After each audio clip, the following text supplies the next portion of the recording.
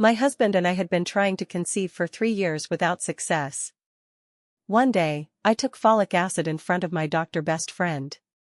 She snatched the pill from me, found it suspicious, and ground it into powder. This isn't folic acid at all, it's birth control pills.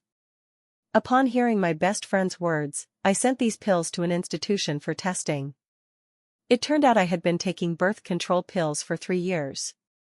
These pills were all given to me by Ethan. Before each intimate encounter, he would coax me into swallowing one. Just as I was about to confront him with the test results, I received a message from Ivy in our mutual friends group. The image was of a pregnancy test stick showing 2 bold red lines. 2 minutes later, she pretended to be shy. "Sorry everyone, I sent it to the wrong person. I can't withdraw it, so just pretend you didn't see it." I smiled bitterly and coldly, finally shedding the moral burden in my heart. I replied to my unresolved regret from youth, "In 1 month, I'll go with you." The group fell silent for a while. Later, someone asked, "Congratulations. When did you get married? Why didn't you say anything? We could have come to celebrate with wedding toasts." Someone in the group initiated a payment transfer, noting it as wedding gift money. Everyone followed suit with transfers. Ivy coyly sent 2 shy emojis. "Thank you for your blessings, everyone. Don't tease me, just pretend you didn't see it." "How can we not? Even though you didn't invite us for wedding drinks, we can't forget our friendship." "Yes, you and Ethan finally made it together. As friends, we still need to offer our blessings." This group consisted of Ethan's close friends from university. After we obtained our marriage certificate, he added me to it, saying, "These are all my friends, it's good for you to get to know them." When they asked Ethan who he had added, he simply said, "A friend." "If it's a friend, introduce her, maybe match her with some of our single guys." Ethan remained silent, so I did too. I had been lurking in the group all along. At that time, Ivy retorted to them, "Don't act so desperate just because you see a woman. If you want one, go find her yourself." Both the Fong and Guan families were prominent households, and the parents had always wanted to organize a grand wedding. But Ethan always said, "I'm in the rising phase of my career right now, I don't even have time for a regular wedding, let alone a grand one. We'll talk about it later." This delay lasted 5 years. I had long given up hope for a grand wedding. It was fine to have one, but okay without it too. Ethan's friends still didn't know he was married, let alone that he hadn't married Ivy, who was known as the golden couple with him in school. The group messages kept chiming, my phone gripped in my hand, constantly lighting up. I stared coldly at the screen, tears separating from my soul, falling one after another. Yet I didn't know how to vent the pain and anger in my heart. At one point, I hoped Ethan would say in the group that it was a rumor. But they remained active until the end, and the male protagonist, who was wildly mentioned by everyone, showed no response at all. Ivy accepted the red envelopes, "Thank you everyone, consider it as a meeting gift for the child. Once the baby is born, we'll invite the brothers out for a gathering. You all must come to support us then, thank you on behalf of the baby in my belly." From Ivy's tone, they had decided to keep the child. Feeling suffocated inside, I opened the window for ventilation. Standing on the balcony, I breathed in the outside air deeply, my heart felt like it was about to suffocate. After a while in the cold wind, I calmed down, took screenshots of the group chat history, and silently left the group. I was still sitting in the corner of the balcony, lost in thought, when Ethan unusually came home early. He pulled me up from the ground and closed the window. "In the middle of winter, sitting on the ground with the window open, aren't you afraid of getting a stomachache?" I stared at him fixedly. He seemed earnestly tidying my clothes, but I felt the man in front of me was somewhat unfamiliar, not like before. Was it because he had done something wrong and felt guilty? I felt repulsed and shifted my body to avoid his hand. "Don't touch me." He was stunned for a moment before daring to meet my eyes. His gaze seemed to define me as unreasonable, and he said lightly, "It's because of that thing in the group, right? Claire, didn't we agree before marriage that as long as we satisfied our parents' wishes, it would be fine? Now they're content with our situation, and so am I. What are you dissatisfied with?" My marriage to Ethan had no love, it was all out of necessity.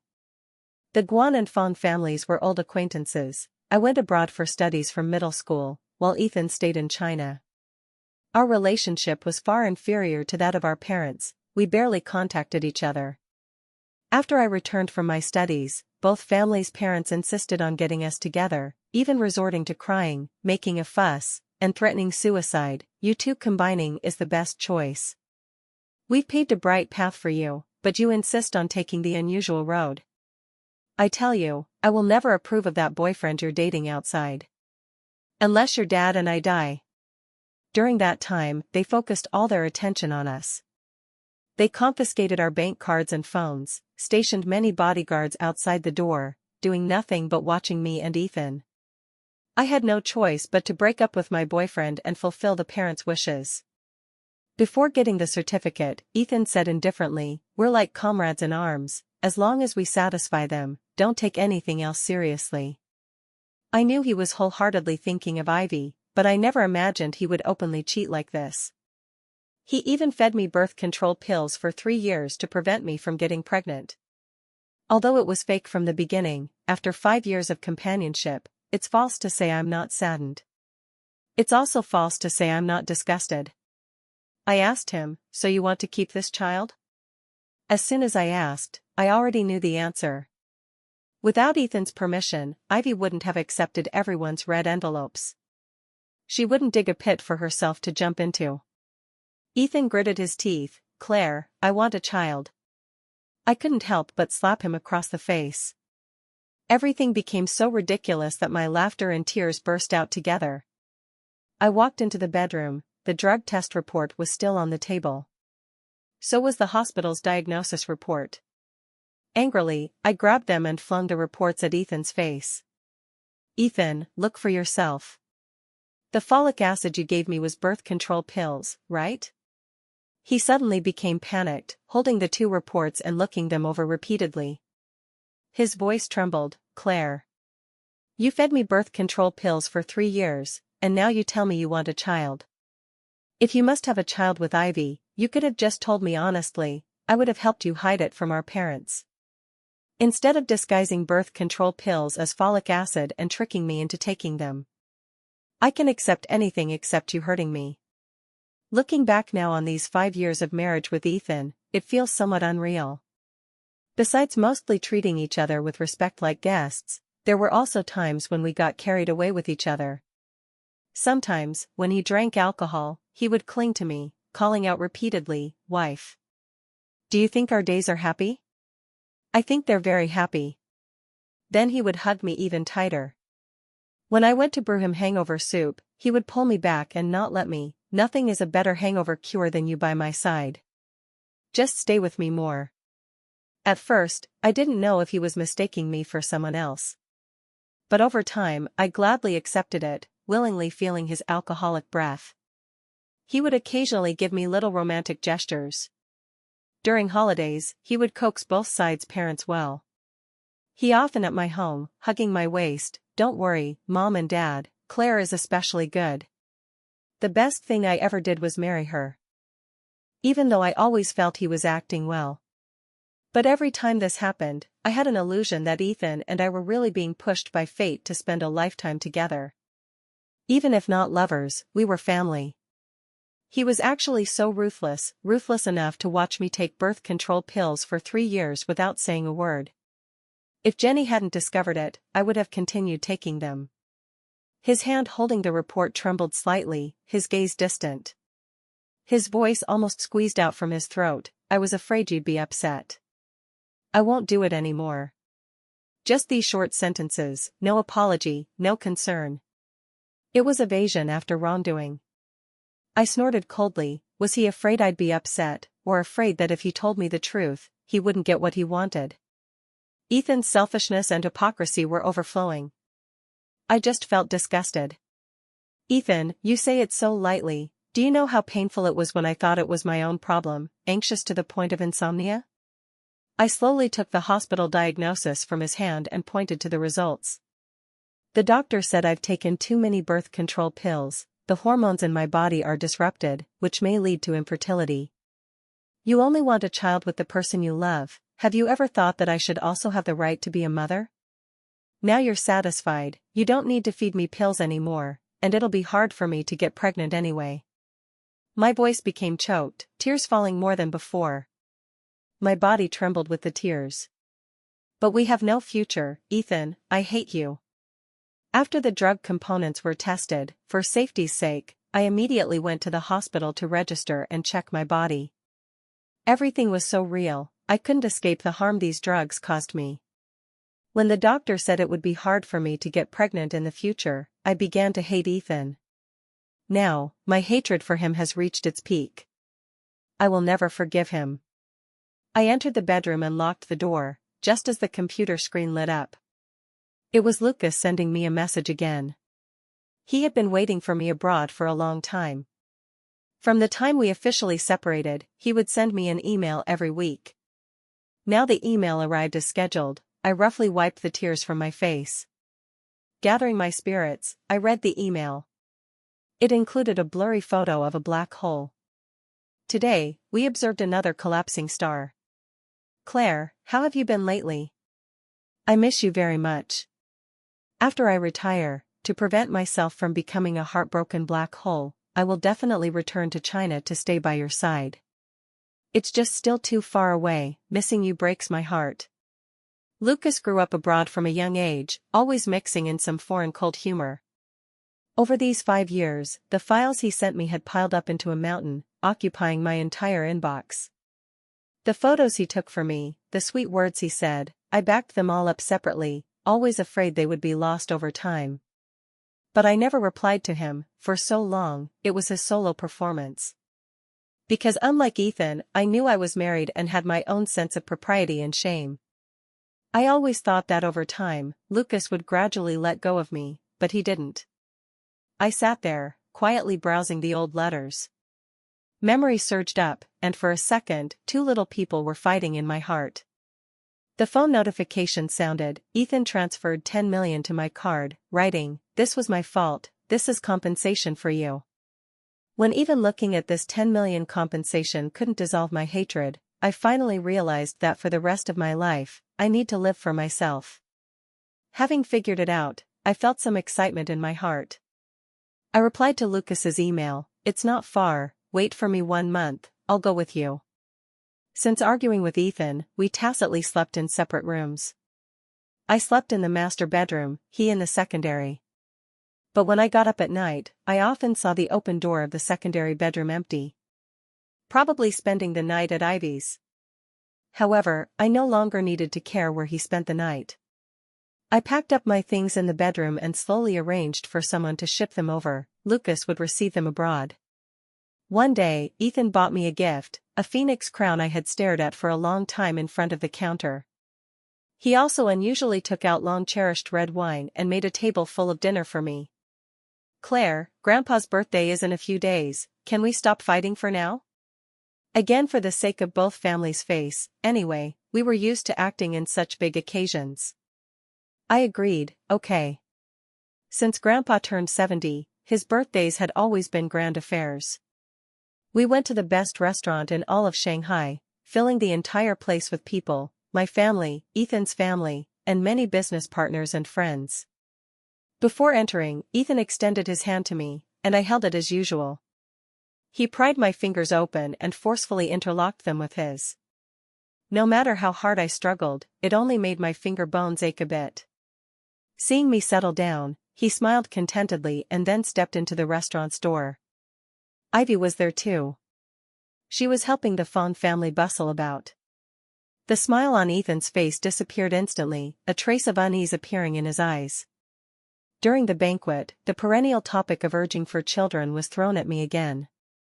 My mom and mother-in-law chimed in one after another. "Are you two deceiving us? You've been married for 5 years, trying to conceive for 3, how come there's still no news? Shouldn't you two get your bodies checked? We must arrange a checkup, tomorrow I'll set it up for them. I want to see what tricks they're up to." My smile froze on my face, thinking of what Ethan had done, tears welled up uncontrollably. I lowered my head and gently wiped away that tear with my pinky. Forcing a smile, I poured a glass of wine. Come, today is Grandpa's birthday, let's not talk about this. I wish Grandpa longevity like the South Mountain and blessings like the East Sea. My mother-in-law took away my wine glass. Grandpa appreciates the sentiment, but you're trying to conceive now, you can't drink. Ethan, you can't drink either. Ivy patted her belly, her eyes twinkling with cleverness. She directly took my mother-in-law's hand and placed it on her stomach. Auntie, Claire isn't pregnant, but I am. The faces of everyone at the table turned awkward for a moment. She glanced at me. I mean, you'll definitely hold a grandson. Maybe even two. Ethan is so healthy, you can rest assured. I glanced at Ethan, his previously furrowed brows relaxed instantly, his gaze toward Ivy filled with happy affection. Ivy poured me a glass of wine. Claire, were you scared just now? It's all my fault, I have no filter on my mouth. Don't mind it. She raised her glass. I need to apologize to you. Although you're trying to conceive, you've been trying for 3 years without success, drinking this bit of wine shouldn't matter, right? I didn't look at her or respond. She kept holding it up. Ethan anxiously snatched Ivy's glass. You're pregnant, what are you drinking for? Be careful with the child in your belly. Claire, she's apologizing to you, it's impolite not to drink. My mother-in-law wanted to say something but was interrupted by Ethan. Mom, you don't need to think of her as so delicate. As the Fong family's daughter-in-law, she should have some manners. Besides, Ivy is right, haven't we been trying for 3 years without pregnancy? Drinking 1 glass is fine, why be nervous? I don't know where Ethan got the nerve to bring this up. He made me tremble with anger. I could only pinch my own thigh to keep from losing control. Anyway, I was leaving today. As long as I endured, it would all be worth it. I forcibly held back my emotions and squeezed out a smile at Ivy. I won't blame you, even if this child is Ethan's, I won't blame you. I raised my glass and drank it in one gulp. Ivy's face became somewhat awkward. The banquet finally ended. Ethan went to see Ivy off. After returning home, I took my ID, hailed a cab to the airport. What I left for Ethan was only a divorce agreement. Before the plane took off, I sent the saved chat records to the family group. Ivy's child is Ethan's, I want to divorce him. After sending the message, I turned off my phone. I peacefully slept on the plane. The plane landed at 7 a.m. the next day in Country M. Lucas was waiting at the exit. Even after so many years, it felt like our time together was just yesterday. His appearance hadn't changed at all. Tall, with defined features, very handsome. Instead, the added maturity and steadiness made him even more appealing. He stood out in the crowd. I spotted him at a glance. Quietly circling behind him, I patted his shoulder. The moment he turned back, a smile appeared on his face. He crazily hugged me into his arms. We cuddled for a long time before reluctantly separating. Lucas scanned me, the smile on his face gradually fading, his nose turning half red. He cried distressfully, Claire, after so many years, you've lost weight. He pinched my cheek. Come, I've called many friends from our school days, they're all waiting for you at my home. I turned on my phone, preparing to report safety to my parents. The family group messages had exploded to 99 plus. Ethan's messages were also rapidly flooding the screen, making my Facebook lag a bit. I didn't open the group messages to read, what they said was no longer important. My mind was made up, I had escaped. No matter what, I wouldn't go back. I slid the chat box to the left and deleted it entirely. But I opened Ethan's dialogue, not because I couldn't let go, but to see if he had signed the divorce agreement. I scrolled to the top, his first sentence, Claire, I can't possibly divorce you, dream on. He tore that divorce agreement to shreds and sent me a photo. The floor was covered in scattered fragments. The whole page was his voice messages. Claire, before marriage we said to satisfy our parents' wishes. We've been play acting for 5 years, how can you say stop and just stop? Claire, you're not playing fair, you left, leaving me to clean up this mess alone. I'll go to your house every day to block you, you can't not go home. His voice grew increasingly irritable. I was too lazy to listen to the remaining voices and exited immediately.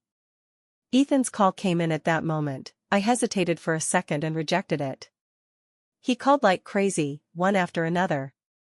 Helpless, I had to remove the SIM card from my phone and throw it into a random trash bin. The evening with Lucas was incredibly fun. Friends played until before dawn and left intuitively, leaving just him and me. We confided in each other under the influence of alcohol. We drank bottle after bottle of red wine. Since starting to try for pregnancy 3 years ago, I hadn't drunk so freely. Now finally breaking the abstinence, I leaned on Lucas's shoulder and drank heavily until I passed out. The next day after sobering up, I opened my laptop. During these 3 years of trying to conceive, I had lost my stable job. Ethan always said, "Our family is so wealthy, you just need to be a rich housewife at home, why pursue a career?" Blessed but choosing to suffer instead. I had originally resolved not to let family squeeze out space for my career. However, with no pregnancy after so long, I finally listened to everyone's advice, quit my job, and stayed home to focus on conceiving. Thinking back, I find it laughable. I obediently followed the Fong family's instructions, while Ethan was busy drugging me. Who wouldn't call me pitiful upon hearing this? I focused on organizing my resume and submitting it to major job websites. But accidentally, on Country M's news site, I saw a message posted by Ethan. He posted a notice in authentic English: "My wife landed in New City on July 6th, Country M time, but I can't find her. Please help point the way, provide a useful clue, reward $1 million US." My mom video called me. I hesitated but answered. As soon as she saw me, she started crying. "Claire, how long are you going to make a fuss? Do you think running away means we can't find where you are? As long as you have any connection to me and your dad, we can report to the police and have them assist in finding you. There are cameras everywhere now, you can't run far. Ethan is already abroad looking for you. If there's something, we can communicate properly." Seeing her like this, I got very angry. I had always communicated properly with them before, but who had ever taken my needs and emotions seriously? They forced me to marry Ethan, and now they want to stand on the Fong family's side to bring me back. But I'm used to it, used to parents with extremely strong control desires. I said coldly, "I'm safe now, you can rest assured. Ethan and I are impossible. I've already entrusted a lawyer in China to handle the divorce procedures for me." My mom started saying, "Ethan's dad was very angry, after you left, he made him kneel outside all night. Saying if he doesn't bring you back, he'll kick him out of the house. As for the child Ivy is pregnant with, the Fong family said even if born, they won't recognize it.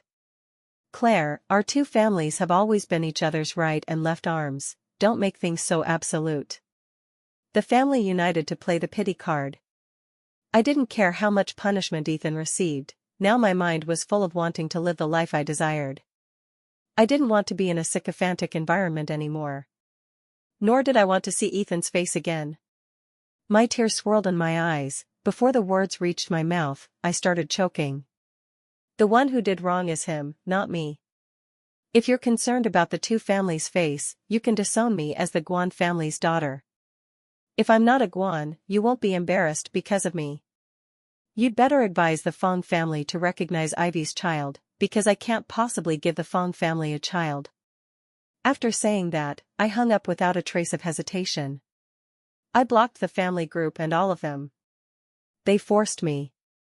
Online, it was quickly dug up that the one posting the wife-seeking notice was the president of Fongli Group. Photos of me and Ethan also spread widely on the internet.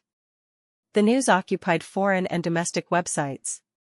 Embarrassing beyond borders, many said, "This year's biggest drama, the president's wife actually ran off with someone else. President, you're so rich but can't keep your wife?" The comment sections were filled with dark humor. I was too lazy to respond. Ethan's plane landed in Country M, where business partners picked him up. But I, due to the overwhelming news, could only hide at home and couldn't go out. When Ethan found me, it was a rainy day. I was fully disguised, returning from the supermarket with Lucas. The visibility was low in the rain, plus we were sharing an umbrella, so we didn't see Ethan clearly at all.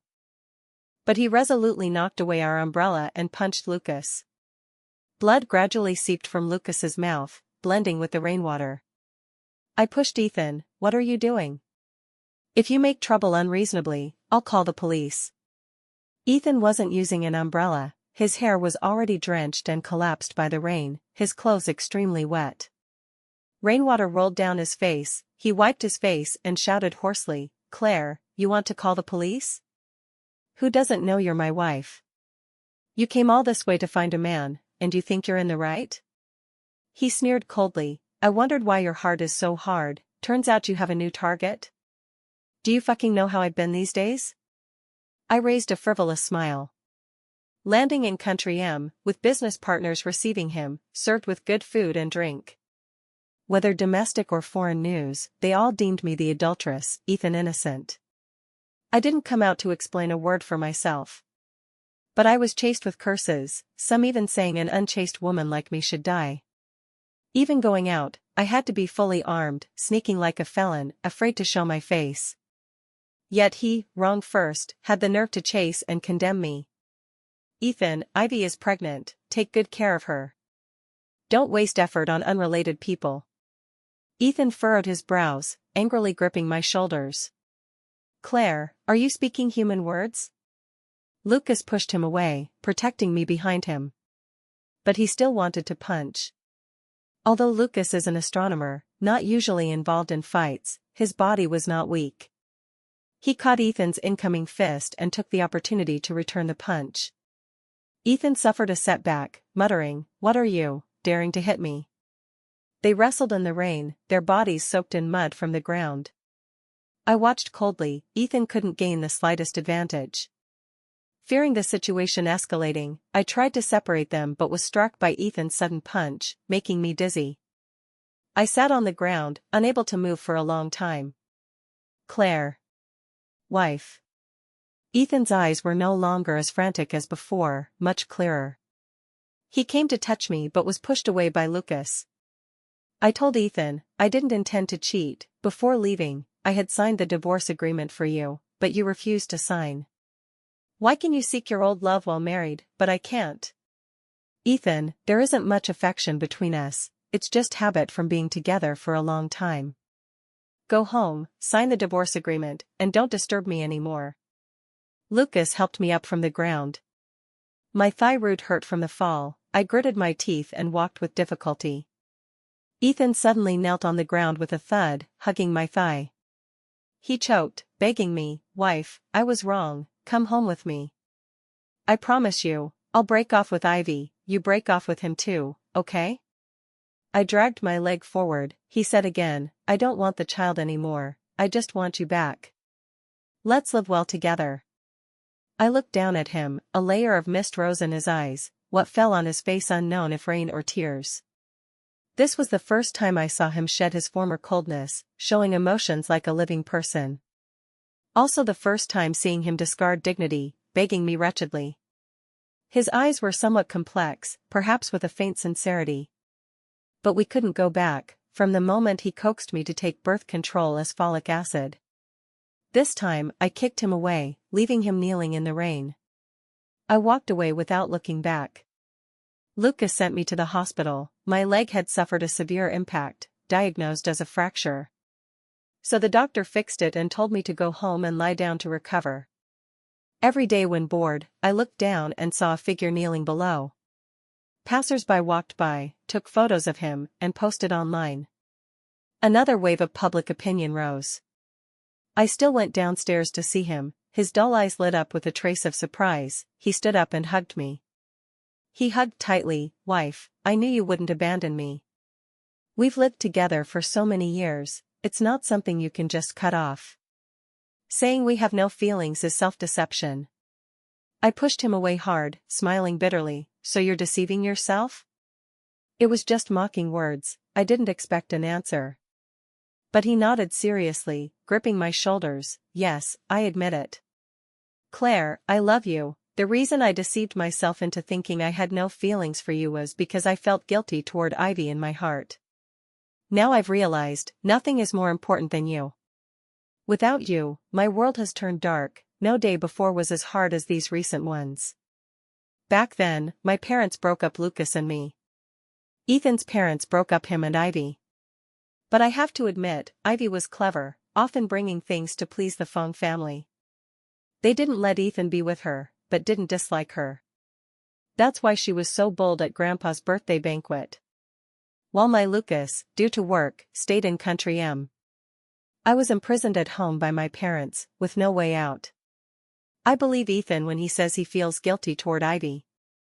But when he says he loves me, I don't believe it at all. Love is something that can be felt.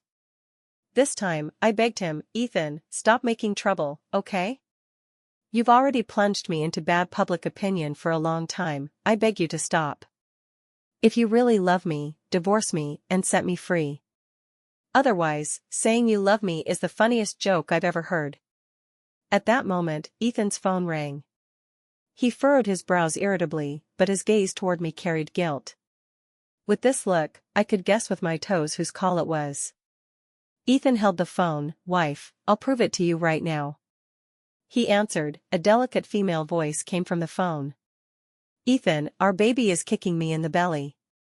Do you still want the baby or not? When can you come back? I know you're abroad looking for her only for the sake of your two families' relationship, but if that bitch doesn't know what's good for her, don't force it, you'll divorce anyway. Ethan looked extremely angry, he spoke stunnedly, scaring me into trembling. Ivy, I advise you to show some respect. Claire is my wife, you're the bitch. I'll tell you directly, I'll arrange someone to take you to the hospital to abort the child. Claire and I definitely won't divorce, dream on. In a rage, after hanging up, he really called his assistant. Take Ivy for an abortion, if not today, don't bother wanting your job. So Ethan's love was always this cheap. Even toward a woman he once liked, he could turn his back instantly. He was more terrifying than I imagined.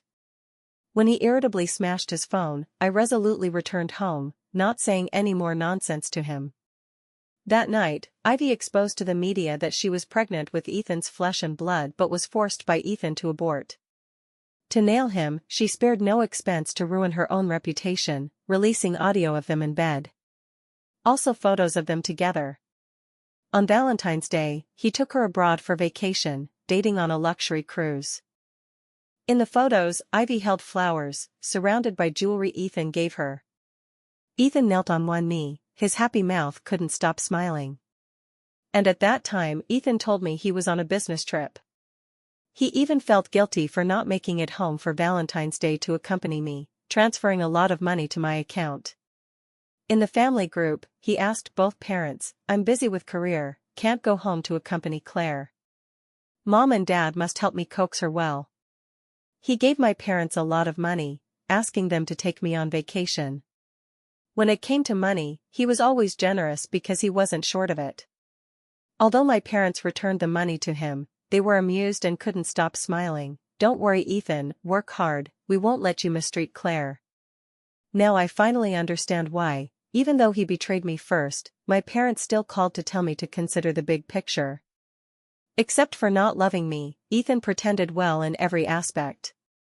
Precisely because of considering the two families' face, and his dedicated efforts toward my family these years, even if pretended, I wouldn't come out to say anything bad about him. Ivy left a message on social media, why do latecomers always prevail? Ethan and I were together since university, but ever since Claire returned, everything changed.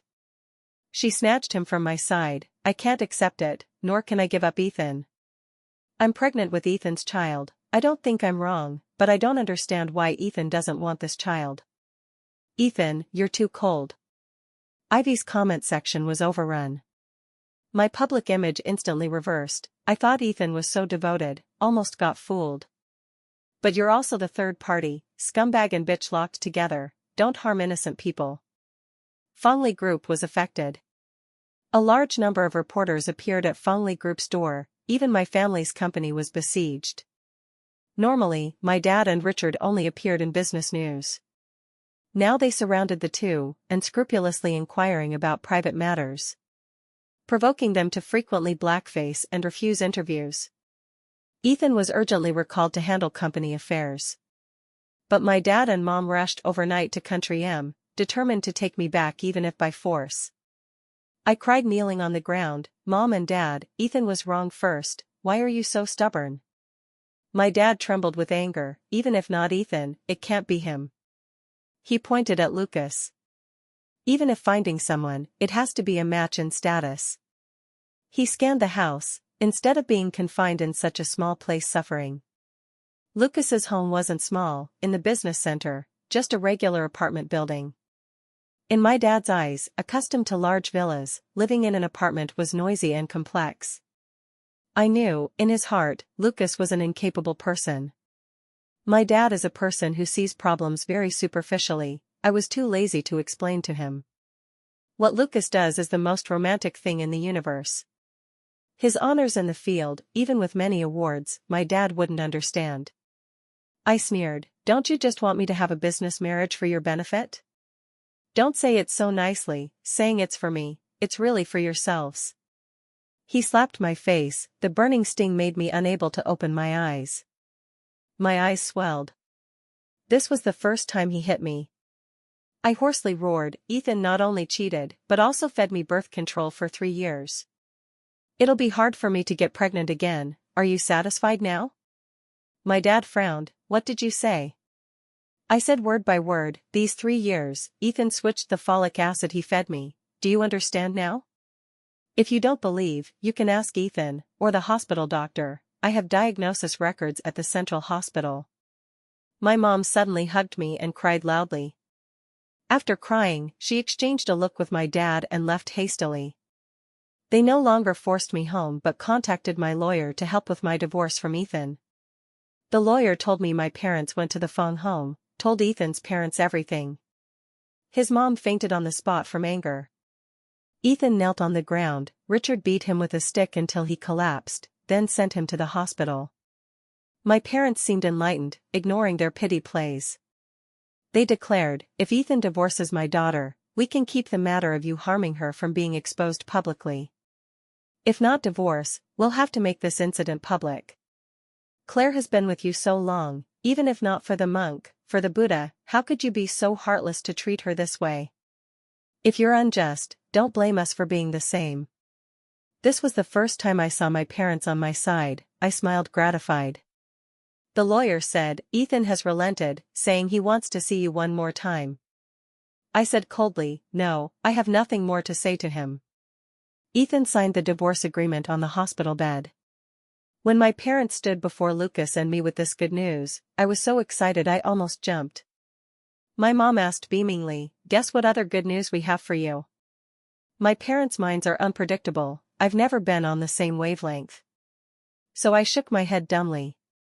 My mom said, "Your dad and I are preparing to retire and move in with you." I stared stunned, forcing a smile that didn't reach my eyes. Deep down, I felt resistance. Facing my parents, though they were smiling, standing before me always made me afraid. Oppressed by their control, unable to breathe. My mom said, "Just kidding, look at you. Your dad has so many company affairs waiting, how could he come here? We came this time for vacation, and incidentally to test." She looked at Lucas, I cheered hugging Mom, "Mom is the best." The Fong family seemed unsettled, mired in rumors. After the divorce, Ethan was decadent for a while. He didn't step out the door, handing over many projects he handled to others. Ivy, like Ethan waiting for me at the door before, went daily to the Fong home to guard him. She begged Ethan all day to marry her. In lenses captured by reporters, Ethan had lost a lot of weight, wearily pushing Ivy to the ground. But for some reason, soon after, the Fong family announced their happy news. My parents played here for 2 months, seeing the Fong family's happy news, they insisted on going back to attend their wedding. Before leaving, they called Lucas and me, "Mom and Dad agree to you two marrying. But Lucas, you must make my daughter happy." I had waited for this day for a long time. The day after seeing off my parents, Lucas and I went to get the marriage certificate. After continuous conditioning, finally 3 years after marriage, I gave birth to a girl. The girl blinked her big eyes, looking like me. Lucas kissed my forehead. Looks like you, beautiful wife, you worked hard. That day, Fong family news stirred unrest again. Ivy only left one sentence on social media. What you don't know is, years ago, Ethan emptied the folic acid bottle and fed his wife Claire birth control pills for 3 years. Seeing this news, I shook my head helplessly. You can't wrap fire in paper, but no matter how others comment, I'm no longer interested. I looked at my daughter playing by herself in the crib, and my husband preparing milk powder for her. Husband, I want to eat spicy crayfish. He nodded. After preparing the milk, I'll make it for you. Reuniting with Lucas is the best thing I've done in this life.